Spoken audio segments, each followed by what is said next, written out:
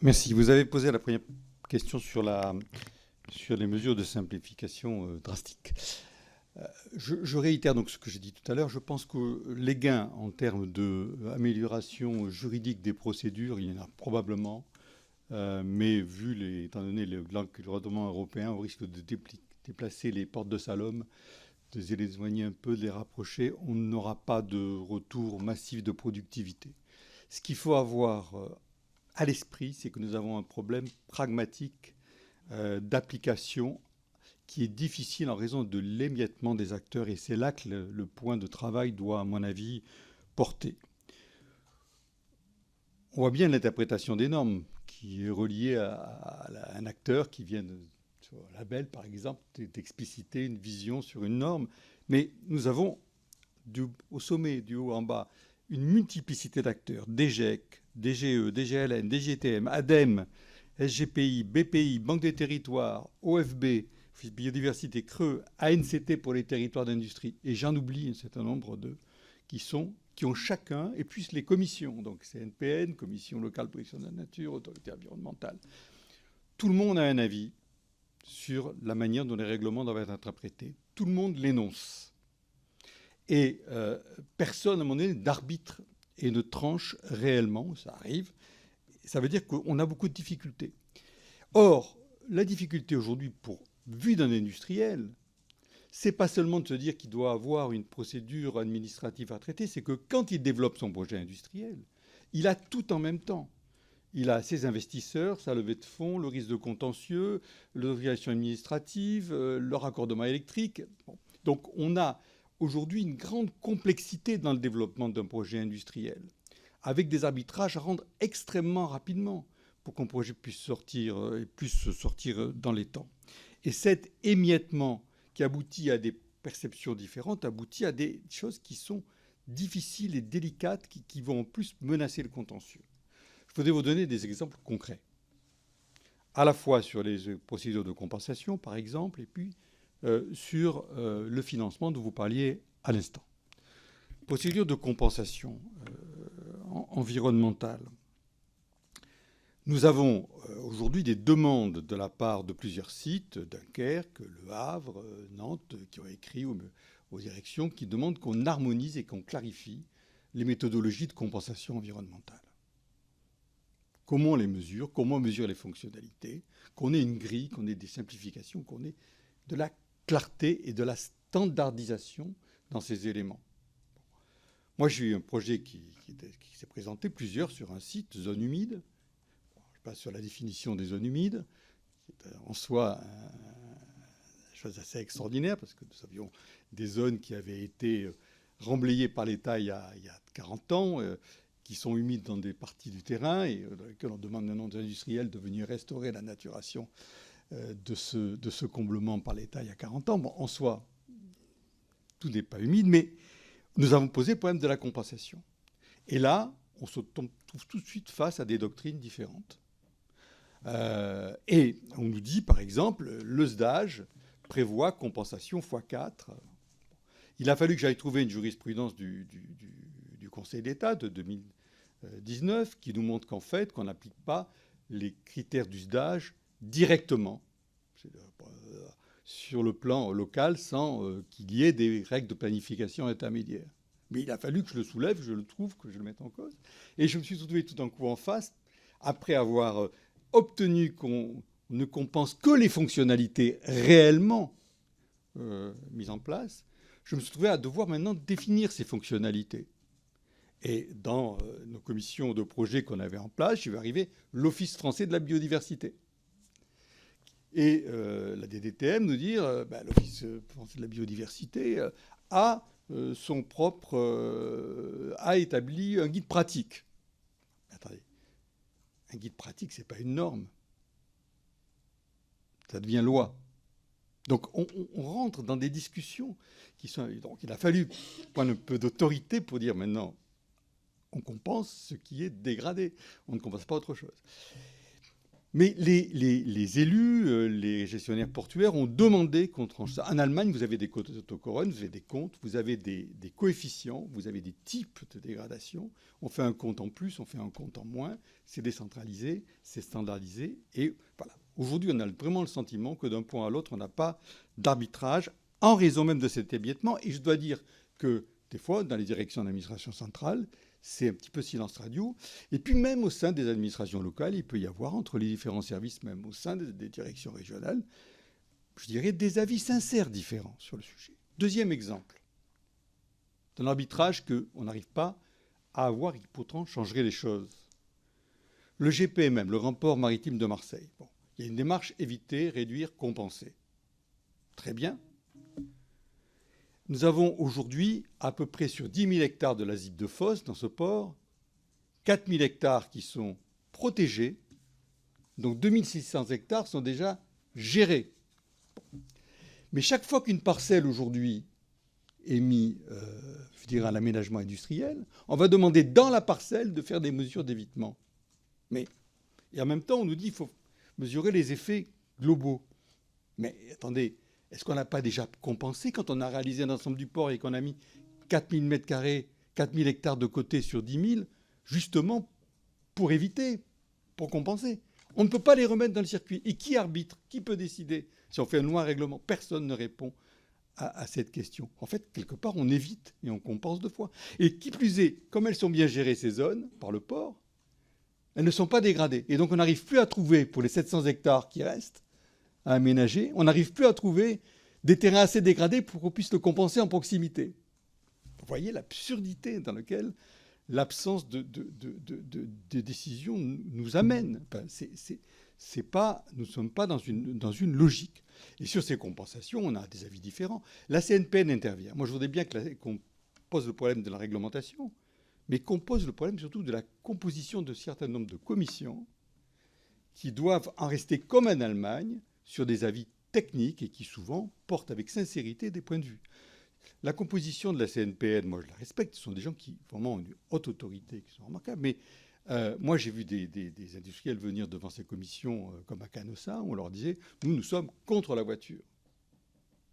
Donc vous ne pouvez pas stocker des voitures dans le port si vous les exportez. Ben, attendez, on leur demande de mesurer, d'amener leur savoir sur les espèces protégées. En quoi un CNPN peut définir si un projet est d'intérêt majeur, qui est un des critères des dérogations d'espèces protégées? Est-ce que c'est la compétence d'un spécialiste des oiseaux ou d'un juriste du droit de l'environnement de dire que ce projet a un intérêt? Et même que les solutions alternatives entre des branches de connexion d'une autoroute ou la localisation d'une industrie, est-ce que c'est leur compétence? Et pourtant, ce qu'ils vont dire et écrire va avoir des conséquences ensuite sur le contentieux. Bon, voilà.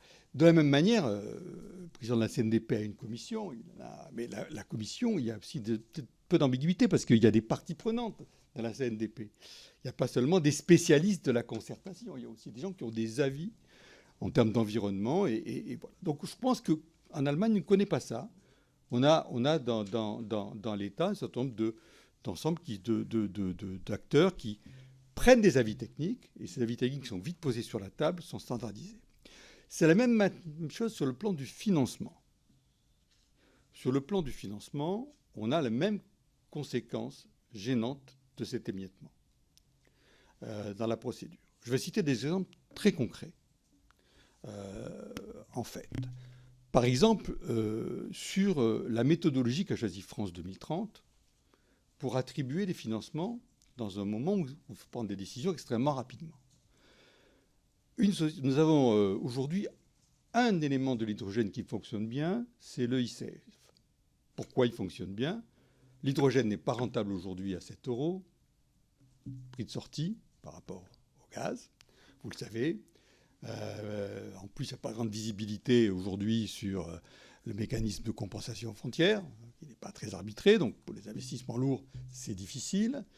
La mobilité, ça ne marche pas, enfin, encore que. On en reparlera peut-être du rôle de l'État dans quelques instants sur ce qui est nouveau. Mais aujourd'hui, on a eu un H2V, c'était avec Eudogène, a eu un refus de la part de la commission d'instruction de l'appel des carbes aéro sur le plan de son projet, pour le développement de son projet. Or, on a là une zone qui dessert des aéroports, qui ont besoin de SAFE, qui a un marché, qui ont des possibilités, grâce à cette pipeline, d'être desservis, qui n'ont pas été financés. Pourquoi? Parce qu'on a un point de vue dans ce système des appels à projets qui est trop analytique, qui n'est pas synthétique. Aujourd'hui, dans la décarbonation, ce qui est extrêmement marquant, c'est qu'on a besoin de planification industrielle territoriale parce que c'est systémique. Les grandes usines de Fos, elles pouvaient travailler toutes seules dans le domaine de la pétrochimie, de l'acier. Dans ces domaines, c'est pas. Aujourd'hui, c'est pas possible. Il faut de la vapeur, il faut du CO2 pour faire du SAFE, qu'on va utiliser en le mariant avec des sources d'électricité. Donc, il faut une planification industrielle régionale. Et là, on a un projet qui est prêt, qui a des clients, qui a des réseaux. Et ça ne rentre pas dans des critères. Alors, le travail était très bien fait. Analytiquement, je n'ai pas de doute sur la question. Le problème, c'est qu'on ne sort pas de la tête de l'analytique et qu'on a trop parcellisé l'ensemble. Or, c'est stratégique, le développement industriel. Et on a un véritablement... On a la même chose sur notre dossier, par exemple, où on n'a pas... on a des mécanismes de soutien à l'hydrogène, d'une part, qui permettent de fournir de l'hydrogène à un projet industriel. Et au même moment, on a un appel Décarb Industrie 2030, dans lequel, si vous n'êtes pas au biogaz, vous n'avez pas le droit d'investir en CAPEX dans cet appel à manifestation d'intérêt. Attendez, qui donne la vision globale? Qui tranche? De la même manière que pour la compensation, on a exactement le même secteur. Il y a trop d'acteurs. Il n'y a pas, à un moment donné, des pulsions stratégiques, des réactions stratégiques, tant en défense qu'en action. Et ce genre de difficultés, nous allons le payer très très cher, à mon avis. Parce qu'aujourd'hui, nous avons besoin d'une planification industrielle territoriale forte, articulée avec des objectifs stratégiques de filière. Et je voudrais répondre à votre deuxième question, Monsieur le Président. Moi, j'ai plaidé et milité pour qu'on ait de la transversalité, parce qu'aujourd'hui, l'ensemble des problèmes, logement, localisation, desserte, multimodale, arrivée d'énergie, arrivée de CO2, réseau de vapeur, boucle de vapeur, réseau d'hydrogénoduc, tout est intégré. Compensation environnementale. On a toute une intégration d'un système complexe. L'industrie nouvelle, elle est comme ça. Et il faut massifier très vite en plus. Parce que les pays qui ne massifieront pas très vite perdront la chance dans le nouveau cycle industriel qui commence. Et je ne suis pas très optimiste aujourd'hui sur ça. Moi, j'ai plaidé pour dire, aujourd'hui, il faut partir des territoires dans la subsidiarité. Nous ne sommes pas un pays fédéral, nous ne sommes pas des régions et chefs de file, mais elle n'a pas les moyens considérables.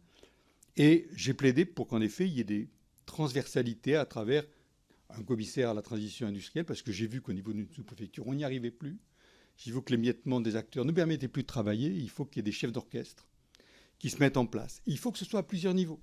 Il faut qu'au niveau national, il y ait une coordination. Aujourd'hui, la DGE ne veut pas s'occuper des territoires, ne veut parler que de filières. La DGALN nous dit, moi, c'est l'aménagement du territoire, ce n'est pas l'industrie. La DGITM dit, moi, je me préoccupe surtout de mes ports, mes grands ports. Alors que l'industrie, elle recoupe chez nous, par exemple, en port et en dehors du port. Donc, du niveau national au niveau local, on a véritablement aujourd'hui, on n'a pas de clarté. Et je pense qu'il faut essayer de réfléchir rapidement à la mise en place de structures qui puissent réellement harmoniser avec plusieurs étages. C'est-à-dire qu'on ait la capacité sur le territoire d'avoir des fédérateurs, je ne dis pas des IGAM, comme on faisait après la libération, mais enfin, quelque part, au niveau de la reconstruction, on est dans la même logique. Bon. Et qu'il y ait des gens qui aient la capacité à fédérer localement, et puis qui puissent faire appel très vite à des autorités supérieures. Alors, ça ne sera pas dans les petites zones industrielles, avec des petits ensembles territoriaux répartis, la même chose qu'à Fosberg. À Fosberg, si on ne fait pas une opération d'intérêt national, avec l'établissement public, je vous le dis, très clairement, on nous sauvera quelques belles affaires, mais on manquera le cycle de 40 à 50 ans qui s'ouvre, et on aura nos yeux pour pleurer. Et il faut que quelqu'un tranche là aussi. Bon. Mais ailleurs, c'est d'autres méthodologies. Ce sera peut-être au niveau de la préfecture de région qu'il faudra traiter tous les territoires d'industrie avec un même commissaire qui gérera, parce qu'on n'a pas, bien évidemment, la même géométrie dans tous les territoires. Mais si on n'a pas rapidement, je ne sais pas comment, je ne sais pas où, ce n'est pas le moment de créer peut-être de nouvelles agences, donc quelque part une articulation très forte avec un effet dynamique, alors c'est que l'industrie n'est pas une priorité nationale. Et moi, je dois dire que quelque part, j'ai perdu un peu. J'ai à la fois gagné parce que j'ai démontré que les procédures étaient possibles, et j'ai perdu parce que l'administration de gestion n'a pas voulu ce qu'on a fait dans le passé avec l'aménagement du Languedoc-Roussillon. J'étais merdac, j'avais discuté avec M. Racine de longtemps de la manière dont s'est fait cette opération. Si elle s'était faite aujourd'hui avec les outils qu'on met en place sur l'industrie, il n'y aurait pas eu de station touristique nouvelle dans ce pays. Et de la même manière, je pense qu'aujourd'hui, on est à un moment donné où il faut être capable d'inventer quelque chose de nouveau. Et quelque part, une administration de mission à étage entre le local et le national, parce que, je le répète, le problème aujourd'hui, ça va être un problème de décision, d'impulsion, de rapidité d'action entre la politique de filière